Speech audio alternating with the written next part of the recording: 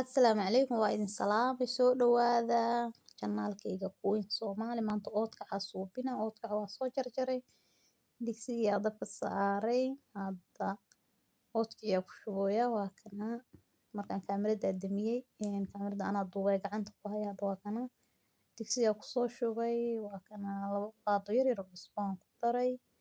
waa sugaynaa biyo dhalaaya markuu biyaha dhammaysto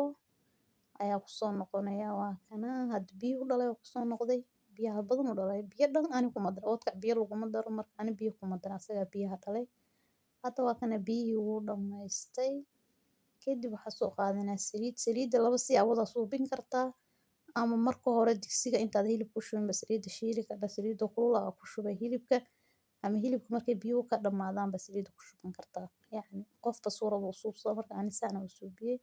hadda qorfaa ku darooyaa heelkaa fiican laakiin heel ma haysto marka qorfaa ii yaala qorfaha laftirkiisa caraf waaye waa ku daray marka waa kana waa isku walaaqooyaa dabka u gaabinaa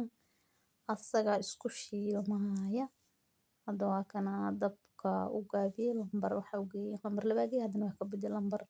3 geeyay sababtoo inuu iga gubto mana tartiib aan rabaa inuu shiilmo hadda waa kana wuu shiilmay saas ku soo baxay maasha Allah easy waaye adaa shiilan kadib adaa shirshiran kadib maasha Allah insha Allah walaalahey subscribe ii saara like ii saara ii share gareey aad iyo aad u mahadsan